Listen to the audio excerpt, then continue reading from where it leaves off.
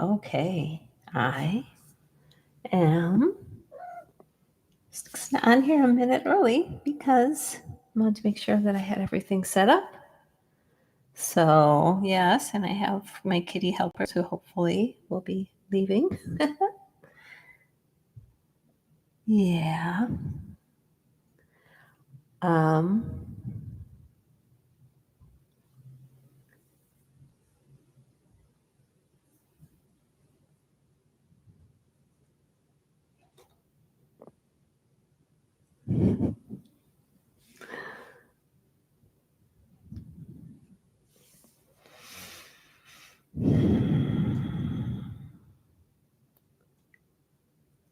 Hello, beautiful dreamers.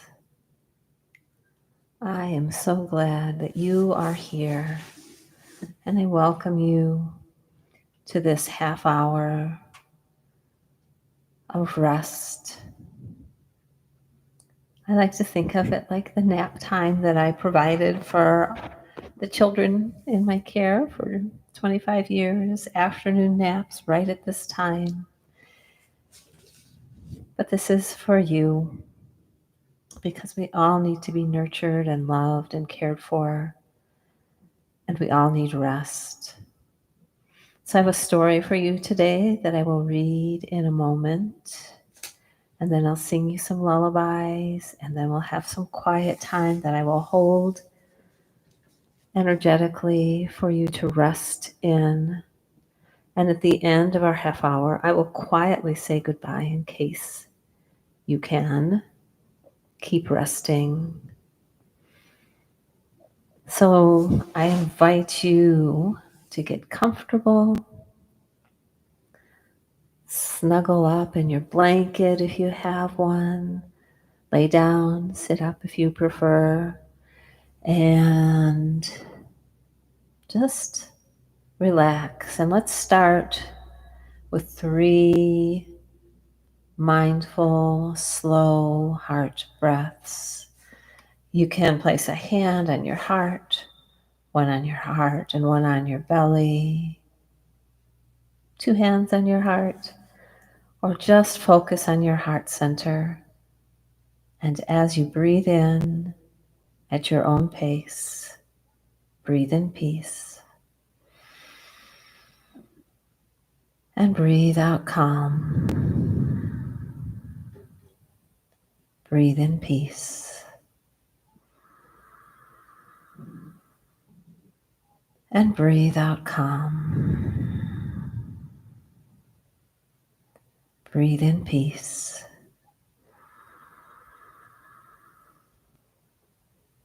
And breathe out calm. If you have your hands on your heart and or belly, you can leave them there if you like, or just be comfortable. You can let your eyes close if you want, or I have a picture book to show you, and I'll show you the pictures. So you can look at the pictures as well, whatever you prefer. Yeah, and I just wanted to give a special moment of gratitude to Tricia Hersey, who wrote Rest is Resistance and started the NAP ministry, who really brought to my attention the importance of rest and also how much our society is invested in working us to the bone. So consider this an act of resistance as well as an act of pleasure and rest. So the story that I have for you today, I borrowed from my dear friend Colby. It's called The King of Little Things. It's written by Bill Lepp and illustrated by David T. Wenzel.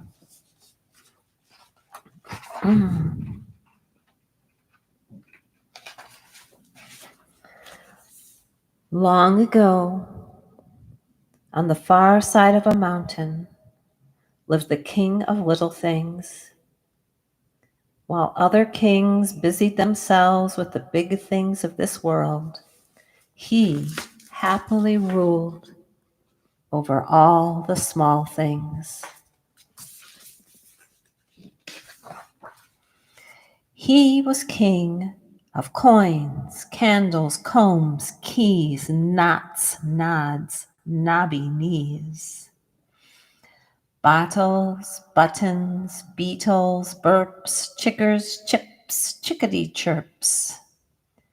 Petals, paddles, paper clips, lamp wicks, lentils, lizard lips.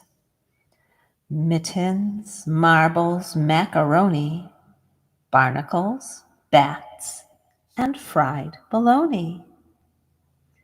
The king of little things had a cozy house and a loving queen. He fed the birds, left crumbs for the ants, and planted flowers for the bees. He had everything he needed and didn't want for more.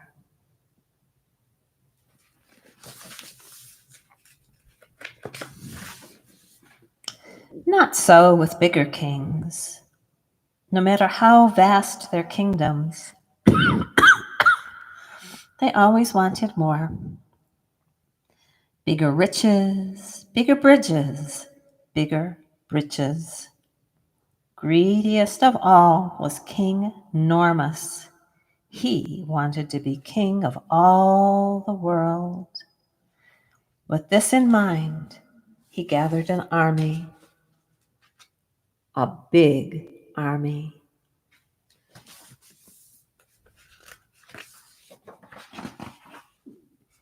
He raided realms, he squashed sovereignties, he eradicated empires.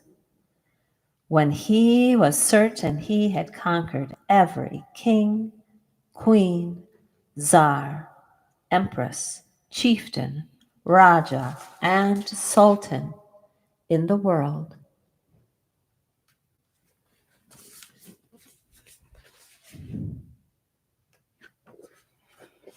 it was time for some magnificent merrymaking. He ordered his cooks to fix a fabulous feast.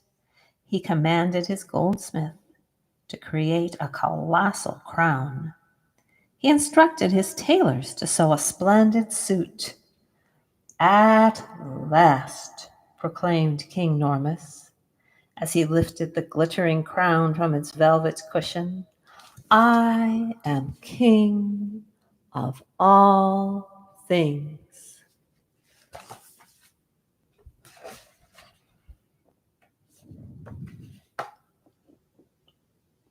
His steward raised a trembling hand. I beg your pardon, your highness of great heft.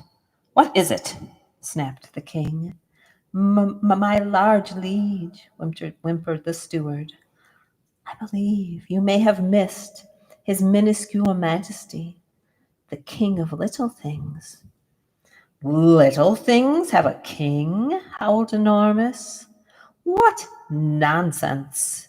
Everyone knows that little things exist only to serve big things.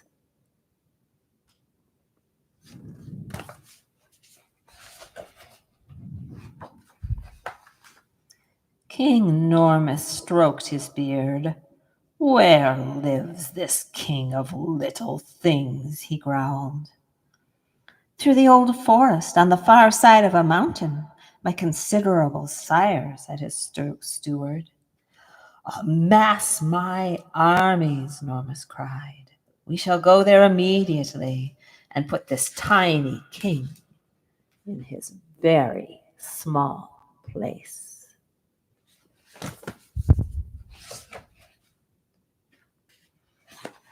After marching for days, King Normus and his armies at last neared the land of the king of little things. This would not be a fair fight, and that's just the way the big king liked it. As the enemy approached, the king of little things sent a message to his subjects. He had a plan, and he needed their help. And during the night, the little things went to work.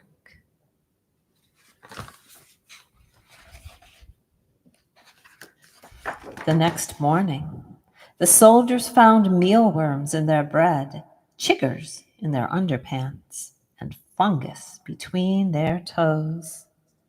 Worse yet, there was nothing left to fight with. Termites had made dust heaps of their arrow shafts. Water droplets had worked their way into their gunpowder, and rust had ruined the cannons and catapults.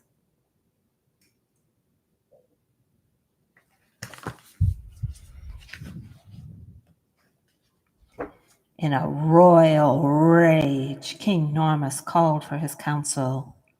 "If we cannot defeat this king through might," he roared, "then clearly we must trick him. We must cheat him. We must lie. After all, a lie, no matter how small, is never a little thing." Normus turned to his advisors. "Invite this charlatan to my tent under a flag of truce, and prepare the dungeon."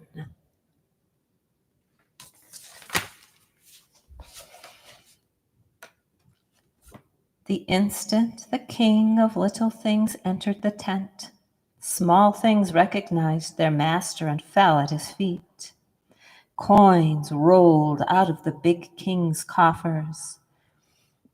Jewels jumped from his crown.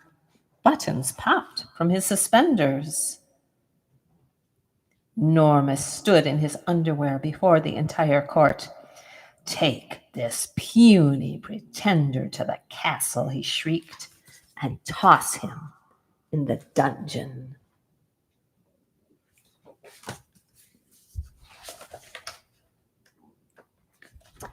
The soldiers tried, but the dungeon keys were loyal to the king of little things and would not turn the lock. The nails recognized their king and sprang from the door to bow before him. When Normus learned of this, he had the little king taken to the deepest, darkest cavern in the land. He ordered the entrance sealed with a stone, a big stone.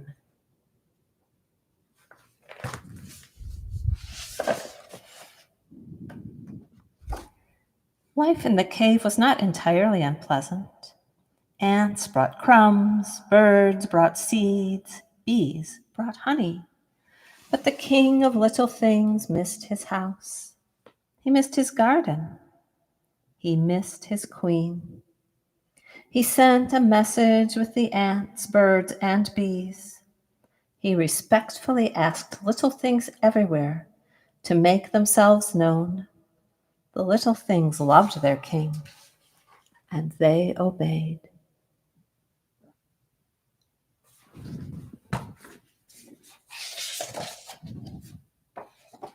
All over the world, small things began to happen. Strings unstrung, hangers unhung, doors closed, campfires froze, frills unfrilled, pickles undilled. Quills quivered, pencils shivered, bolts bolted, brakes jolted, cookies crumbled, blocks tumbled, ticks and tocks left their clocks, boats listed, words twisted, lights unlit, scarves unknit, and every little thing everywhere refused to work.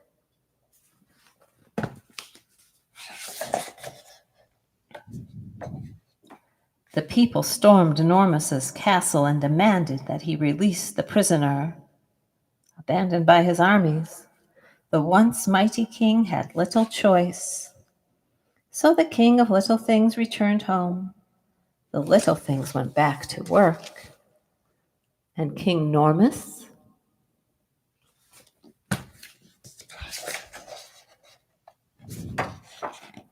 Well, he spent the rest of his days looking for his keys, his spectacles, his pocket watch, his socks, his wallet, his hairnet, and he never thought about little things in the same way again.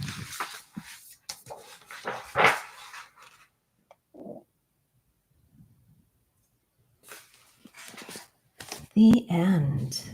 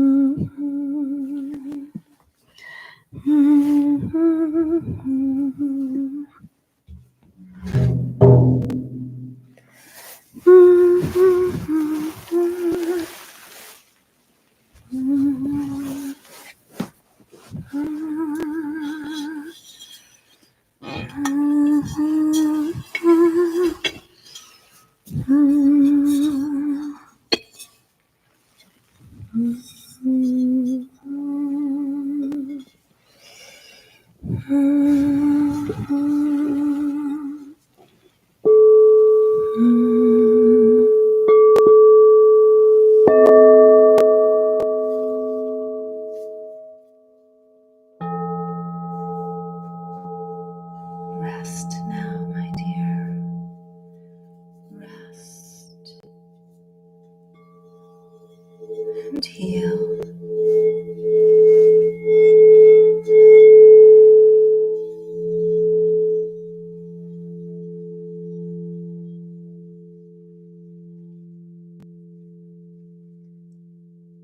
There is a balm in Gilead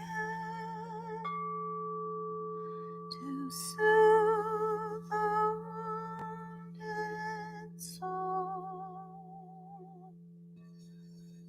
There is a balm in Gilead to heal the sin-sick soul. Sometimes I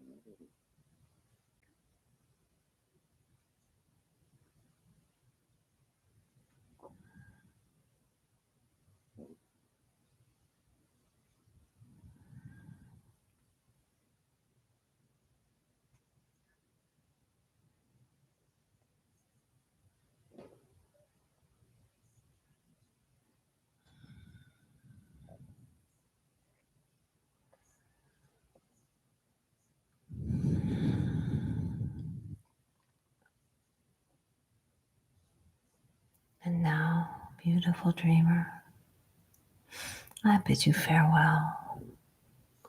I wish you sweet dreams and healing rest until we meet again. Thank you for sharing this sacred time with me. Blessings and love to you.